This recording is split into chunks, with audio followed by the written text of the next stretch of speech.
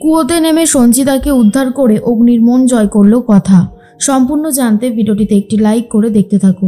গল্পের শুরুতেই দেখা যায় চিত্রা তো একটা ষড়যন্ত্র করেছিল, কুয়োর মধ্যে ফেলে দিয়েছিল সঞ্চিতাকে, আর সেই সঞ্চিতাকে উদ্ধার করার জন্য এখন চলে এসেছে অগ্নি আর কথা। সঞ্চিতা ভাবে এত চেষ্টা করার পরেও কিছু করে উঠতে পারলাম না, এটা তো আমি কিছুতেই মেনে নিতে পারছি না, এখানে যে আমি কি করব এখন সেটাই বুঝতে পারছি না। এর মধ্যেই ছোটকা তখন বলে, বড়দা তোমাকে দেখে মনে হচ্ছে তুমি খুবই কষ্ট পাচ্ছ, তাহলে এরকমভাবে রয়েছো কেন? তখন সমীরবাবু বলে, কি করব বল, আমার যে আর ভালো লাগছে না। সঞ্চিতা আমার স্ত্রী, ওর ওপর আমারও কিছু দায়িত্ব রয়েছে, কিন্তু একদিকে বাবা আর একদিকে সঞ্চিতা, আমি যে কি করব না আমার মাথা কাজ করে না। তুই তো জানিস আমি বাবার কাছে সব সময় তার বাধ্য ছেলে, আমি অবাধ্য হতে পারিনি কখনো, তার জন্য আমার নিজের ছেলের কাছেও আমি খারাপ হয়ে গেছি, কিন্তু আমার পক্ষে আর কি বা করা সম্ভব, আমার যে খুবই খারাপ লাগছে। ছোটকা বলে, তুমি চিন্তা করো না, এই কঠিন সময়ে অগ্নি আর কথা দুজন মিলে ঠিক একটা ব্যবস্থা করবেই, ওদের ওপর আমার সম্পূর্ণ ভরসা আছে, বড় বৌদির এতটুকু আঁচ আসতে ওরা দেবে না। এর মধ্যেই অগ্নি বলে, প্রাটি এইভাবে আমি আর অপেক্ষা করতে পারছি না, তুই এক কাজ কর, বড় দড়ি নিয়ে আয়, দড়ি পরে আমি নামবো। এরপর অগ্নির কথা শুনে কথা বলে, পাচক মশাই আপনি দয়া করে এরকমটা করবেন না, এটা হতে পারে না, খুব খারাপ কিছু হতে চলেছে, আপনি একটু অপেক্ষা করুন না, এরকম তাড়াহুড়ো করে ডিসিশন নিলে ভুল হয়ে যাওয়ার চান্স তো অনেক বেশি থাকে, আপনি দয়া করে একটু শান্ত হন। কিন্তু কোনোভাবেই শান্ত হতে পারছে না অগ্নি, আর বলে, আমার কিন্তু খুবই খারাপ লাগছে, আমার একদমই ভালো লাগছে না, মনে হচ্ছে যেন সব শেষ হয়ে যাচ্ছে। তার মধ্যেই চিত্রা লুকিয়ে লুকিয়ে দেখছিল, আর ঠিক তখনই মিহির চলে এসেছে আর বলে, চিত্রা তুমি এখানে দাঁড়িয়ে কি করছো? তার মানে বড় বৌদিকে কুয়োতে ফেলে দেওয়ার পিছনেও তোমার হাত রয়েছে, তাই তো? আর কত অন্যায় করবে চিত্রা, তোমাকে বারবার করে বারণ করা সত্ত্বেও তুমি যে কেন কথা শুনতে চাও না আমি এটাই বুঝতে পারি না। আর যদি অগ্নি আর কথা তোমার এই জারিজুরি ধরে ফেলে, তখন বুঝতে পারছো কি ক্ষতিটা না হবে।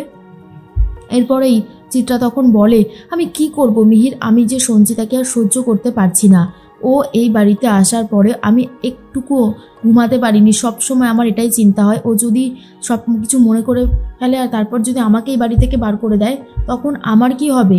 আমাকে তুমি ক্ষমা করে দাও, আমি পারছি না, আমি ওই সঞ্চিতাকে শেষ করে তবেই ছাড়বো। মিহির তখন বলে, তুমি এত তাড়াহুড়ো করছো তো, এরপর দেখবে এমন কিছু ঘটতে চলেছে যেটা হয়তো ঘটার কথা ছিলই না, অনেক বড় বিপদে পড়বে তুমি তখন। আমি বলছি শোনো, মাথাটাকে ঠান্ডা করো, এরকম অন্যায় করো না, বারবার এরকম অন্যায় করে তুমি কিন্তু পার পাবে না, উল্টে হিতের বিপরীত হলে তুমি ফেঁসে যাবে। আর ঠিক তখনই বারবার করে চিত্রা এটা বলে, আমি সঞ্চিতাকে এখান থেকে বার করে তবেই ছাড়বো। এর মধ্যে অগ্নি আর কথা চেষ্টা করেই যাচ্ছে যেভাবেই হোক সঞ্চিতাকে উদ্ধার করার। তখনই কথার মনে একটা প্রশ্ন আসে যে কুয়োর ঢাকনাটা এরকমভাবে আটকে দিল কে? এখানে তো মা খুব চিৎকার করছে আর শোনাও যাচ্ছে আওয়াজটা, মা যদি পড়ে গিয়েই থাকে তাহলে এখানে কুয়োর ঢাকনাটা তো খোলা থাকতো, কিন্তু এরকমভাবে আটকানো রয়েছে, তাহলে কি এই ষড়যন্ত্রের পিছনেও রয়েছে মেজমা? যদি এরকমটা কিছু হয়ে থাকে তাহলে মেজমার মুখোশ আমি সবার সামনে টেনে খুলে দেব, কিছুতেই আমি আর মেজমাকে এরকম আড়ালে আবডালে সর্বনাশ করতে দেব না। পাচক মশাই এতগুলো বছর পর তার মাকে ফিরে পেয়েছে, আর এরকমভাবে তার মাকে আবারও দূরে সরিয়ে দেওয়া হবে? এটা হতে পারে না। এরপর অগ্নি ভালো মতন দড়িতে বেঁধে চেষ্টা করে নিজেকে কুয়োর মধ্যে নামানোর, কিন্তু হচ্ছে না। কথা তখন বলে, পাচক মশাই এভাবে হবে না, পাথরগুলো যেভাবে রয়েছে এরপরে তো অনেক বড় অঘটন ঘটে যাবে, আমি বলছি শুনুন, আপনাকে একটু অপেক্ষা করতেই হবে। এরপর দমকল বাহিনী চলে এসেছে আর বলে, বলুন কি প্রবলেম হয়েছে। এরপর সবটা এক্সপ্লেন করতে থাকে আর বলে, এই কুয়োটার মেজারমেন্টটা আমাদেরকে বলুন তো। তখনই চলে এসেছে সমীরবাবু আর সবটা খুলে বলতে থাকে আর বলে, এবার আপনারা উদ্ধার করুন, দয়া করে উদ্ধার করুন। দমকল বাহিনী বলে, কেসটা অনেকটাই জটিল, এখানে আমাদের সবার চেহারাই একটু হেলদি, আমরা চাইলেও নামতে পারবো না, আমরা দেখছি আমাদের ডিপার্টমেন্টে এরকম কাউকে পাই কিনা। তখনই অগ্নি বলে, আপনাদের জন্য তো দেখছি আমার মা ভেতরেই শেষ হয়ে যাবে, না না এটা হতে পারে না, আমাকেই কিছু একটা করতে হবে। তখন কথা ভাবে, না পাচক মশাই পারবে না, আমি যাব ভেতরে। তখনই কথা বলে, পাচক মশাই আমি ভেতরে যাব, আমি মাকে উদ্ধার করব। অগ্নি তখন বলে, কি বলছিস কি কথা, তুই জানিস এটা কত বড় রিস্কি কাজ? কথা বলে, যত বড় রিস্কি কাজ হোক না কেন এটুকু কাজ আমাকে করতেই হবে, আমি পারবো, আপনি আমার উপর ভরসা রাখুন, আমি আপনার মাকে কোথাও হারিয়ে যেতে দেব না। এরপর চিত্রা ভাবে, বাহ এ তো সোনায় সোহাগা, এমনিতেই কুয়োতে ফেসে গেছে সঞ্চিতা, আর এর মধ্যে যদি কথা গিয়ে ফেসে যায় তাহলে এক ঢিলে দু পাখি মারা হয়ে যাবে। উফ, আমার যে কি আনন্দ হচ্ছে। মিহির তখন বলে এখানে দাঁড়িয়ে না থেকে ওদের সামনে চলো।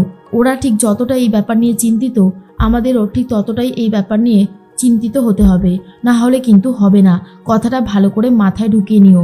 তার মধ্যেই অগ্নি বলে কথা কথা তুই আমার মায়ের জন্য আজকে যা করছিস, তোর ঋণ আমি কখনোই শোধ করতে পারবো না। আমি আর তোকে হারাতে চাই না কথা। এবারে আমি পাকাপাকিভাবে তোর সাথে আমার বন্ধনটা তৈরি করব। এরপর কথা তো অনেক খুশি হয়ে যায়। কথার শরীরে ভালো করে দড়িটা বেঁধে দেয় আর তারপর জ্যাকেট পরিয়ে দেয়। তখন দমকল বাহিনী বলে, শুনুন ম্যাডাম, আপনাকে আমরা ঠিক যেভাবে ইনস্ট্রাকশন দেব আপনি ঠিক সেটাই শুনবেন। নিজে থেকে কিছু করতে যাবেন না, তাহলে কিন্তু ব্যাপারটা অনেক বেশি কমপ্লিকেটেড হয়ে যাবে, সেটা খুব একটা ভালো হবে না। আশা করি আপনি আমার কথাটা বুঝতে পেরেছেন। এর মধ্যেই ছোটকা বলে, কথা তুমি ভয় পেও না, আমরা সবাই তোমার সাথে আছি। তুমি কাজটা করবে আর আমরা সবাই মিলে তোমাকে প্রোটেক্ট করব।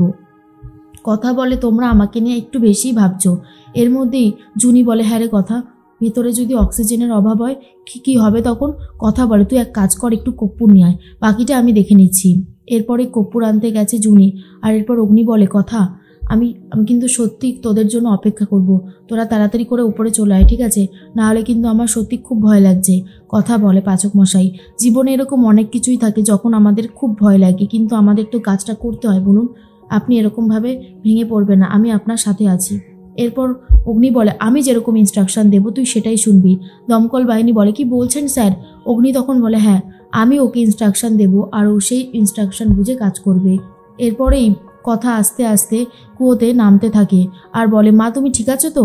মা তোমার কষ্ট হচ্ছে না তো? এরপর একটা জলের বোতল আগে পাঠানো হয়েছে সঞ্চিতাকে, কারণ সঞ্চিতা জল জল বলে চিৎকার করছিল। অগ্নি তখন বলে, আমার খুব ভয় লাগছে। জুনি বলে, অগ্নিদা, এখন ভয় পাওয়ার সময় না, এখন আমাদেরকে সবাই এক হতে হবে।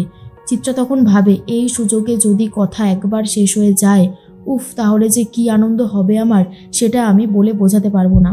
আমার তো অনেক মজা লাগবে আর অনেক আনন্দ হবে। তার মধ্যেই কথা ভাবে, মা কোথায়? এরপর মাকে দেখতে পায় আর বলে, মা তুমি চিন্তা করো না, আমি তোমাকে এখান থেকে উদ্ধার করে নিয়ে যেতে এসেছি। সঞ্চিতা বলে, আজ আমার মনের মধ্যে থেকে সমস্ত সন্দেহ দূর হয়ে গেল কথা মা। তোমরা নিজের জীবন বিপন্ন করে আমাকে বাঁচানোর চেষ্টা করেছো, বিশেষ করে তুমি নিজের জীবনের পরোয়াই করনি, আমাকে বাঁচানোর জন্য উঠে পড়ে লেগেছো।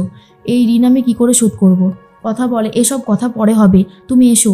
পাচক মশাই, আমি মায়ের শরীরে দড়িটা বেঁধে দিয়েছি, আপনি টানতে শুরু করুন। এরপর অগ্নি দড়িটা আস্তে আস্তে টানছে আর সঞ্চিতাকে বার করা গেছে, কিন্তু কথা এখনো উঠতে পারেনি আর কথার দড়িটা প্রায় ছেঁড়ার মতন অবস্থা হয়ে গেছে। এর মধ্যে অগ্নি বলে, কথা শিগগিরই উঠে আয়। কথা তো উঠতেই পারছে না, কথা ভেতরে ফেসে গেছে। আর এটা দেখার পর চিত্রা অনেক বেশি খুশি হয়ে যায়, কিন্তু অগ্নি ঠিক করে এবারে নিচে নেমে কথাকে বার করে নিয়ে আসবে।